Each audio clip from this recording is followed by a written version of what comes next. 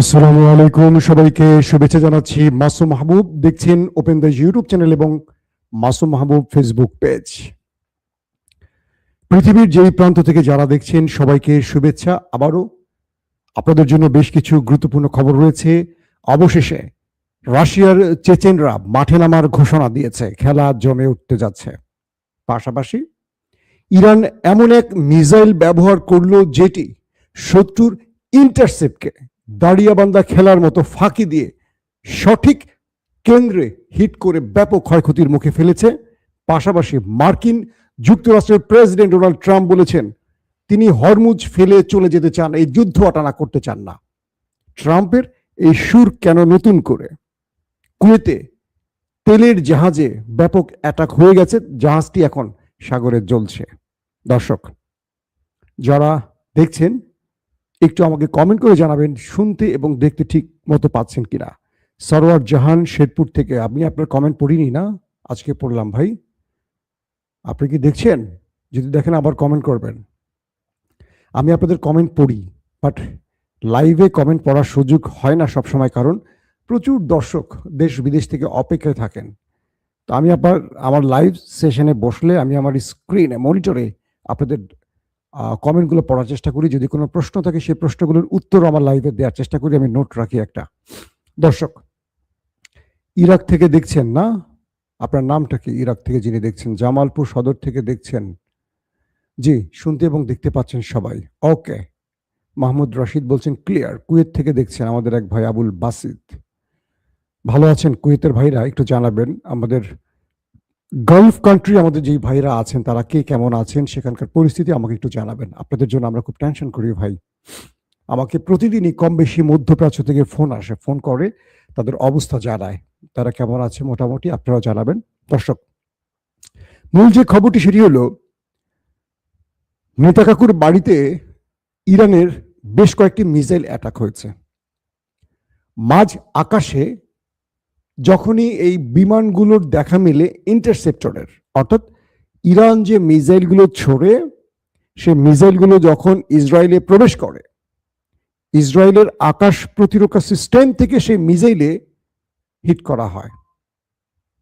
যখন ইরানের মিসাইলের সাথে পথে মানে আকাশ পথে ইসরায়েলের এন্টি মিসাইলের দেখা হয়, একটু হাত দিয়ে দেখে, আমি পরবর্তী লাইভে ভিডিওটি দেখাবার চেষ্টা করব।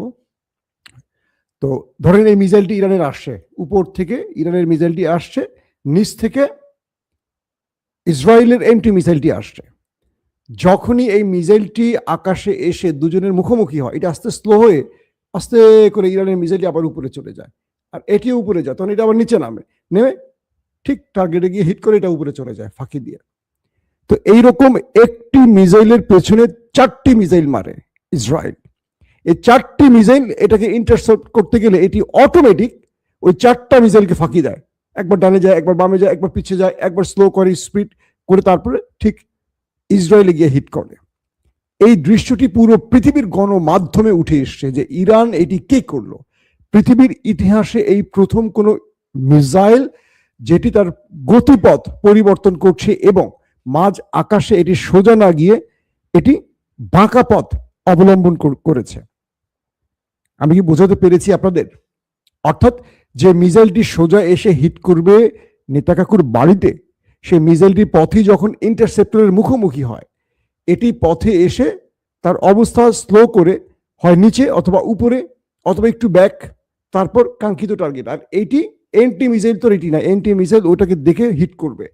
এটি যখনই দেখছে এটার গতিপথ পরিবর্তন হয়েছে তখন এটা অটোমেটিক ফাঁকা জায়গায় গিয়ে হিট করে ওটাও ইসরায়েলের ক্ষতি করেছে। অর্থাৎ ইন্টারসেপ্টর ব্লাস্ট হয়েও হতাহতের খবর পাওয়া যাচ্ছে সেই দেশটির ভেতর থেকে। এটা কি কারিশমা দেখালো ইরান বলেন? এই পর্যন্ত যুদ্ধের ইতিহাসে আমেরিকাকে নিয়ে যতগুলো মিথ আছে, বলা হয় আমেরিকা সবসময় আক্রমণ করতে পছন্দ করে, কিন্তু পৃথিবীর খুব কম দেশ আছে যারা আমেরিকাকে পাল্টা আঘাত করার সাহস করে। কারণ তারা পরাশক্তি, সবচেয়ে পাওয়ারফুল দেশ, সবচেয়ে বড় সেনাবাহিনীর দেশ, তাদের হাতে পৃথিবীর সব প্রযুক্তি আছে। কিন্তু ইরান যখন তাদের পাল্টা প্রতিরোধ করলো, ইরান যখন তাদের সমানে ধোলাই চালানো শুরু করলো, তখন পুরো পৃথিবী থমকে গেল। এটা কেমন দেশ ইরান, যারা আমেরিকাকে ভয় পাচ্ছে না? প্রশ্ন তৈরি হয়ে গেল পৃথিবীর প্রত্যেকটি রাষ্ট্রের কাছে। আমেরিকার যে বেসগুলো আছে আরব কান্ট্রিতে, ইরান শুধু সেখানেই 5,000-এর অধিক মিসাইল হিট করেছে, 5,000-এর অধিক আরবের ভেতরে। তাহলে বোঝেন যে কি পরিমাণ মিসাইল এবং ড্রোন ইরান হিট করেছে। Washington post, Reuters, BBC, CNN এরকম বড় বড় গণমাধ্যমগুলো বলছে ইরান আমেরিকার মিথ ভেঙে দিয়েছে। আমেরিকার সেনাবাহিনী, মেরিন সেনারা, কমান্ডো বাহিনীরা যারা গালফ কান্ট্রিতে এসছেন বা আগে থেকে আছেন, তারা ঘাঁটি ছেড়ে চলে যাচ্ছেন বিভিন্ন জায়গায় পালাবার জন্য। কার ভয়? ইরানের ভয়। হিজবুল বাহিনী লেবাননের নেতাকাকুর বাহিনীকে যে ব্যাপক ধোলাই দিচ্ছে এটা দেখার মতো। তাদের মার্কাবা প্রায় 130টির মতো মার্কাবা ইতিমধ্যে উড়ে গেছে, এবং এই মার্কাবার মধ্যে যে সেনারা ছিলেন তাদের করুণ পরিণতি হয়েছে। বলা হচ্ছে একদিনই 4 থেকে 500 সেনা ওপারে চলে গেছে। আল মায়াদিন দাবি করছে হিজবুল্লাহর বা কি লেবাননের গণমাধ্যম। ইরান ইসরায়েলের ভেতরে তাদের সিসিটিভি ক্যামেরা হ্যাক করেছে, মানে ইরানের একটা গ্রুপ, হ্যাকার গ্রুপ, ইসরায়েলের ভেতরে তাদের সিস্টেম হ্যাক করে ইরান যে হিটগুলো করছে ওই দেশটির ভেতরে সেই ফুটেজগুলো সিসিটিভি থেকে সংগ্রহ করছে। এখন পৃথিবীকে দেখাবে ইরান যে আমরা যে আক্রমণ করছি ওদের দেশের ভেতরে এগুলো ওরা লুকিয়ে রাখছে। সেই খবর তোমরা এখন দেখো দর্শক। তো ইরান যে ওদেরকে আক্রমণের সময় এই যে ভেলকি দেখাচ্ছে, এই ভেলকিগুলো এখন পুরো পৃথিবীর কাছে অবিস্মরণীয় হয়ে যাচ্ছে। একটা মিরাকেল হিসাবে গেছে যে ইরান এই মিসাইলগুলো কি করে বানালো, আর এই মিসাইলগুলো কি করে আকাশে এসে শত্রুর ইন্টারসেপ্টরকে এইভাবে ফাঁকি দিতে পারে। 2 নম্বর খবর, হরমুজ থেকে এবার চলে যাওয়ার সিদ্ধান্ত নিয়েছে আমেরিকা। ডোনাল্ড ট্রাম্প জানিয়েছেন তার একক ঠেকা পড়ে নাই, তিনি ইরানের সামনে একা লড়াই করবেন। আহা হা হা হা হা, কি হলো বিষয়টা?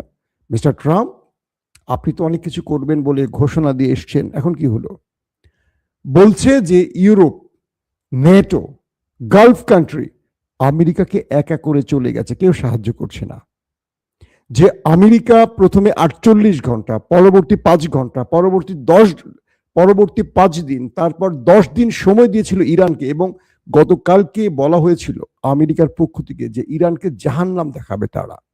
আজকে ট্রাম্প বলছেন যে হরমুজ প্রণালী তাদের একক দায়িত্ব নয়, তারা চলে যাবেন এখান থেকে। কারণ আজ ইরানের পার্লামেন্টে হরমুজ প্রণালীতে টোল আদায়ের বিষয়টি পার্লামেন্টে পাশ হয়ে গেছে। অর্থাৎ আন্তর্জাতিক যত জাহাজ গালফ কান্ট্রি থেকে হরমুজ ব্যবহার করে এখন তেল বহন করবে, তাদের প্রত্যেককে নির্ধারিত ফি ইরানকে দিতে হবে।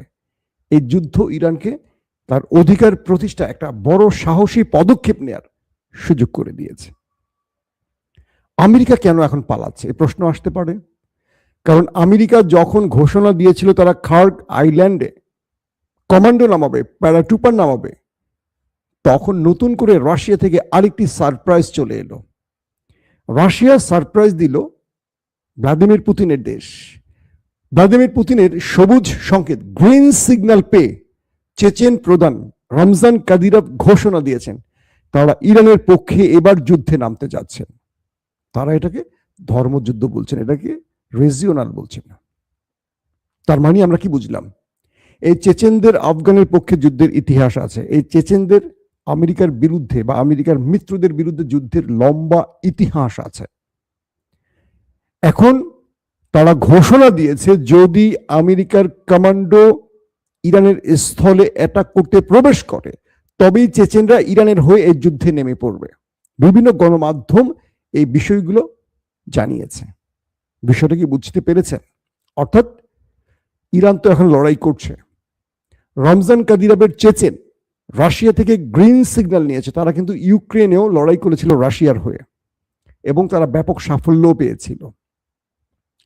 বলা হচ্ছে রক্তচক্ষু চেচেনরা যারা মাঠের লড়াইতে বীর দর্পে লড়তে পারে শত্রুর বিরুদ্ধে, শত্রুর জন্য আতঙ্ক সৃষ্টি করতে পারে, সেই চেচেনরা রাশিয়ার অনুমতি পেয়েছে, মানে ভ্লাদিমির পুতিনের অনুমতি পেয়ে গেছে।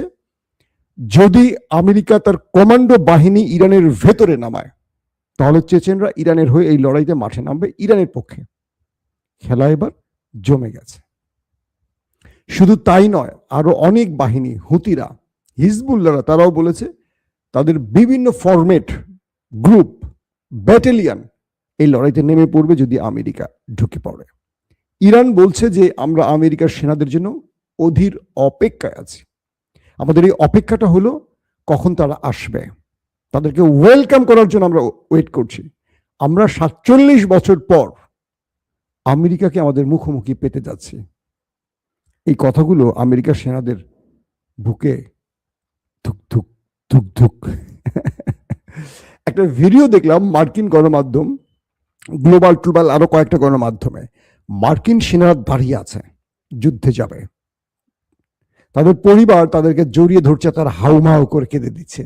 ইরানের বিরুদ্ধে যুদ্ধ করতে যাওয়ার পথে তারা যদি এভাবে হাউমাউ করে কাঁদে, তাহলে বলেন বাকি সেনাদের মোরালিটি কোথায় গিয়ে ঠেকে গেছে। তাদের পরিবার বলছে আমার সন্তানরা যুদ্ধে যাচ্ছে, এই যুদ্ধ আমাদের পক্ষে নয়, এটা আমেরিকার যুদ্ধ নয়, এটা ইসরায়েলের। তাদের সন্তানদের বলছে আমরা ঈশ্বরকে বলছি তোমরা ফিরে আসো। আর ইরান বলছে হাঙরের খাদ্য বানাবো তোমাদের, পারস্য সাগর তোমাদেরকে আসার জন্য আমন্ত্রণ জানাচ্ছে, কিন্তু যাওয়ার জন্য আমন্ত্রণ, যাওয়ার জন্য তোমাদেরকে বিদায় করবে না, টাটা বাই বাই দিবে না, তোমাদেরকে ওপারে পাঠাবে।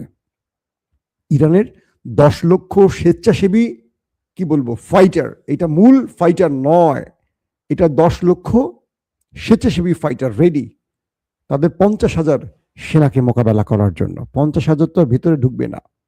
প্লাস ইরান বলছে যদি আমাদের ভূমিতে পা রাখে, পাগুলো আর ফেরত যাবে না। পাশাপাশি যে বিশ্বাসঘাতকরা আমাদের ভূমিতে ওদেরকে ঢোকায় সহযোগিতা করবে, আরব আমিরাত, কুয়েত বা যারাই করবে, বাহরাইন, আমরা তাদের সীমান্তে ঢুকে পড়ব, আমরা সেখান থেকে তাদের ভূমিতে প্রবেশ করব, আমরা ছাড় দিতে প্রস্তুত নয়। এখন এই রমজান কাদিরভ যদি ঢুকে পড়ে ইরানে আর মুখোমুখি হয় আমেরিকান সৈন্যদের সাথে, খেলাটা কোন লেভেলে চলে যাবে বুঝতে পারছেন। আস্তে আস্তে এটা বিশ্বযুদ্ধের দিকে চলে যেতে পারে। কুয়েতের জাহাজ, মানে প্রায় 3 থেকে 4 লক্ষ টন তেল বহনকারী একটি বিশাল আকারের জাহাজ আল ফালাভি, এটি ইরানের টার্গেটে পড়েছে। বলা হচ্ছে, তারা বলছে যে ইরান টার্গেট করে এটাকে হিট করেছে এবং আগুন ধরে গেছে। গভীর রাত পর্যন্ত এটাতে আগুন জ্বলতে দেখা গেছে।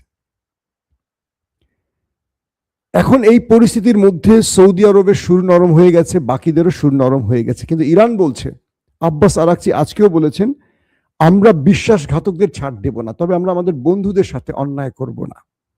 বন্ধু বলতে তারা কাতারকে বুঝিয়েছে, হয়তো মোহাম্মদ বিন সালমানের সৌদি আরবকে বুঝিয়েছে, কারণ সৌদি আরবের সাথে ব্যাকডোরে তাদের কোনো আলোচনা হচ্ছে, এরকমটি ধারণা করা হচ্ছে। এখন এই লড়াইয়ের এই মুভমেন্টে এসে আমেরিকা বা ডোনাল্ড ট্রাম্প এসে ঘোষণা দিলেন, এটি তার নতুন ঘোষণা নাকি তিনি আবারও প্রতারণার ফাঁদ পাততে চাচ্ছেন? কারণ তিনি সকালে একটা বলেন, দুপুর একটা বলেন, রাতে একটা বলেন, বিকালে একটা বলেন, তার টাইম টেবিল নেই, তখন তিনি কখন কোনটা বলেন। তো ইরান বলছে যে শত্রুর কোনো ফাঁদে ইরান পড়বে না। ইরান তার সর্বোচ্চ প্রস্তুতি নিয়ে রেখেছে, যতদিন না গালফ কান্ট্রি থেকে ওরা না পালায়, যতদিন না ওদের উপর থেকে আন্তর্জাতিক নিষেধাজ্ঞা না তোলা হয়, যতদিন না ওদের ক্ষতিপূরণ দেয়া হয়, ইরান এই লড়াইটা চালাবে। আজকে যেহেতু হরমুজ প্রণালী থেকে টোল আদায় পার্লামেন্টের বিল পাশ হয়ে গেছে, তাহলে শীঘ্রই এখান থেকে ইরান টোল আদায় শুরু করবে। আর এই সময়টি এসে ট্রাম্প বলছেন তিনি এই অঞ্চল ছেড়ে চলে যাচ্ছেন। ইরান বলে দিয়েছে আমেরিকার পথ একটি মাত্র খোলা, তাকে গালফ কান্ট্রি থেকে চিরতরে চলে যেতে হবে। যতদিন তারা এখানে থাকবে আক্রমণ চলবে। এখন আরবরা মাথায় হাত দিয়ে বসে গেছে, তার ওস্তাদ, তাদের রক্ষাকারী, ত্রাণকর্তা আমেরিকার যদি এই পরিণতি হয়, আগামী দিন তাদের কি হবে। ইরানের আব্বাস আরাকচি সৌদি আরব, কাতারের উদ্দেশ্যে বলেছে, তোমরা আমাদের ভাই, তোমরা আমাদের বন্ধু, আমরা যুগের পর যুগ পাশাপাশি আছি। আমরা তোমাদের এইটুকু কথা দিতে চাই যে আমরা তোমাদের সাথে জুলুম করব না। ইরান দখলদারিত্ব পছন্দ করে না, ইরান সাম্রাজ্যবাদিতার মধ্যে পড়ে না, ইরান গ্রেটার ইরান বলে কোনো থিম নিয়ে কাজ করে না। ইরান প্রতিবেশীদের সাথে বন্ধুত্বপূর্ণ সম্পর্ক চায়। তোমরা এমন কাউকে মিত্র বানিয়ে তোমাদের মধ্যে ঘাঁটি দিয়েছো যারা তোমাদের নিরাপত্তার জন্য আসেনি, যারা এসছে ইসরায়েলের নিরাপত্তার জন্য, যেটা তোমরা প্রমাণ পাচ্ছ। তাহলে তোমরা চুপ করে আছো কেন? তোমরা তোমাদের শত্রুকে চেনার চেষ্টা করো। তোমরা বন্ধুকেও চিনছো না, শত্রুকেও চিনছো না। কে বলছে এটা? ইরানের পররাষ্ট্রমন্ত্রী আব্বাস আরাকচি। দর্শক, বিদায় নিচ্ছি। ইনশাআল্লাহ রাত 11টা থেকে 12টার মধ্যে আরেকবার হাজির হওয়ার চেষ্টা করব। সেই সময় আরো বড় বড় ব্রেকিং খবরগুলো আপনাদের দেবার চেষ্টা করব। এখনকার মতো বিদায় নিচ্ছি। আমি অনেকের নাম বলিনি, আপনারা কেউ কষ্ট পাবেন না। রাজশাহী থেকে দেখছেন, আগ্রাবাদ চট্টগ্রাম থেকে ফারুক দেখছেন, মুম্বাই থেকে দেখছেন, জি মালয়েশিয়া থেকে দেখতেছেন আমাদের এক ভাই মুকসিদুর রহমান। আজকের মতো বিদায় নেই ভাই। আপনাদের কোনো যদি প্রশ্ন থাকে অবশ্যই রাত 11টা থেকে 12টার মধ্যে যে লাইভে আসবো সেখানে প্রশ্নগুলো করবেন। চুয়াডাঙ্গা থেকে আশরাফ, সন্দীপ গ্রাম থেকে দীপ সুপিয়ান, সন্দীপ আসবো বেড়াতে, দাওয়াত করলে একবার। চট্টগ্রাম থেকে হিরণ, মুনির, রুবেল। ওকে ভাই, আল্লাহ হাফেজ, সবাই ভালো থাকবেন, আমার জন্য দোয়া করবেন।